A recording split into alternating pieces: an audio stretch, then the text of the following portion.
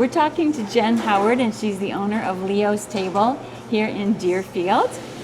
So tell us about the history of the restaurant. So we opened in 2019.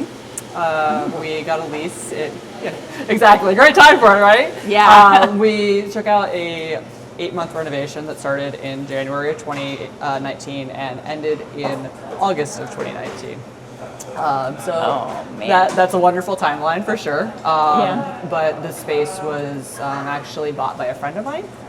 And it was just really too good to give up the space because upstairs, like I could really see the potential of it. Downstairs is another like 2,000 square feet.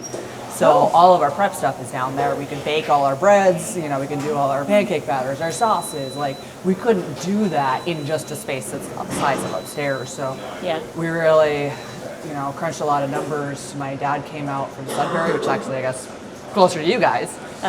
He'd be out here several times a week, and he was helping us build the walls, refinish the entire basement. So he really helped that. My husband was out here working, after his day job, and I had a contractor friend, and that just 8 months, we just day in, day out, really brought the space to life. It was 2019. Wow. Bit of a ride. Yeah. What was here before that? It was Jerry's Place, and that was about 30 years. That place was here. Old school diner. Okay.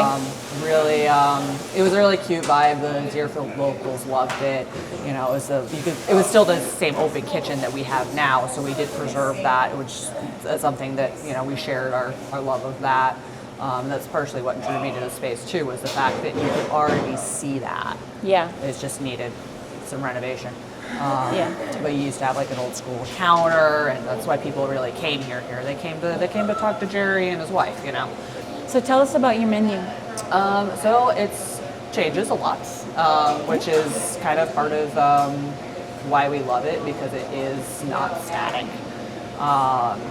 So we have some things like pancakes will never go away. They've evolved for sure. They've changed, but it's always been the top selling item, hands down. We've had several variations throughout the years, but we do breakfast and lunch all day long, which has always been really fun for me, having grown up, and that's really my industry is breakfast and lunch. So I've grown to love that. There's the scratch-made things like the pancake batter. You won't find a box of Bisquick hanging out anywhere. So we got French toast. We make our English muffins. So you can get the simple things just done well. Lunches, we have chicken sandwiches, we have burgers from like Roaming Brook Farm, really good stuff, I love them.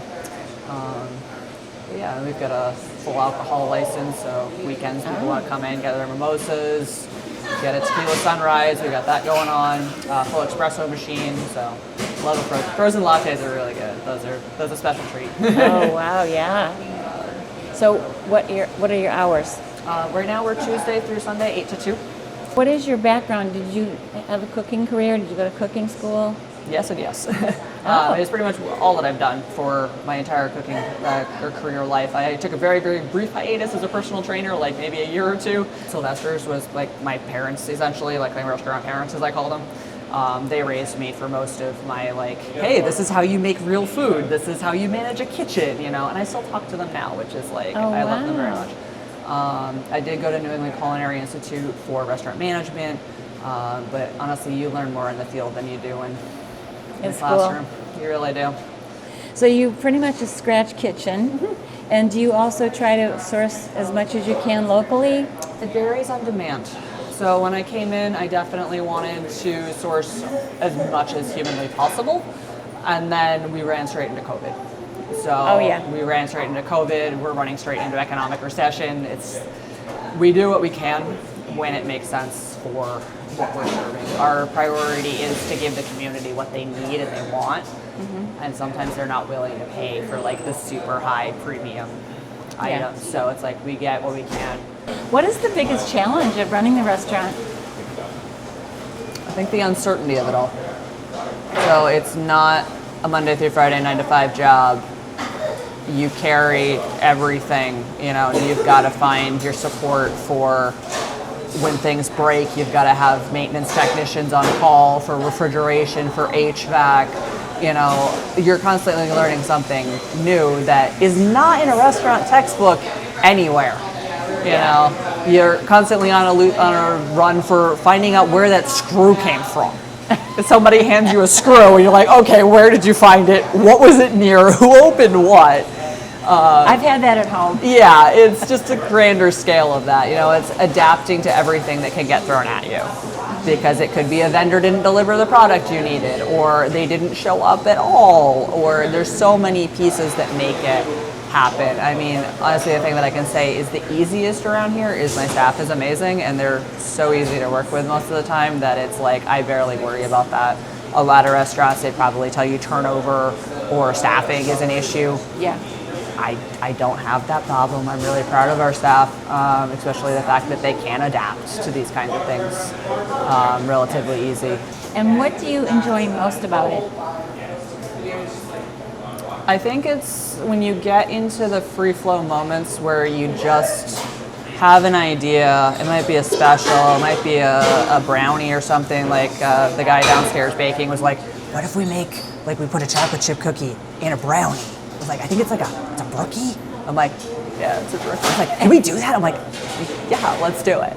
You know, and it's like those little moments where it breaks the mold of the 9 to 5. It is a creative expression. You know, it's something that you can get excited about. You might make a mistake, but then you learn from it. You come back, you try it again, and you're like, this is even better than I thought it was going to be the first time. You know, and besides that, it's talking to our friends like Debbie and whatnot. I enjoy getting to hang out at a table when I see some, the regulars come in and be like, hey, how you doing? I haven't seen you in a week. Where you been? You know, tell me your life story. So I think really just the engagement with the community and the expression of creativity, I think, is really why we do it. Excellent. What else would you like people to know about your restaurant? We're in South Deerfield. You're in South Deerfield, folks. I get people all the time. They come in, how long have you been here? Since 2019. I think that's really, that we're here.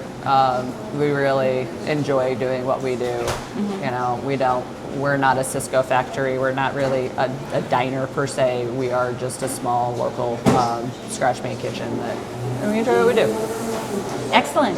Well, thank you very much. We loved breakfast. It was very good food. It was delicious. I have their veggie omelet.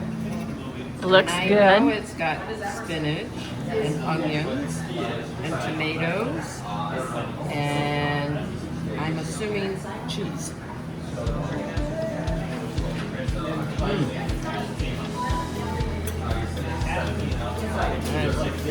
Really well. Very good. And you got sourdough bread. Yes. And these little sorry about that. Tater tots. They're good. Nice. Very good. Okay, Jonathan, what do you have there? A breakfast burrito has eggs, maple, tater tots, tomatoes, some other good stuff in there. It's very tasty. Highly recommend it. Oh, okay. Well, you devoured the first half. Now I'm going to devour the second one. Must be good. Oh, it's delicious.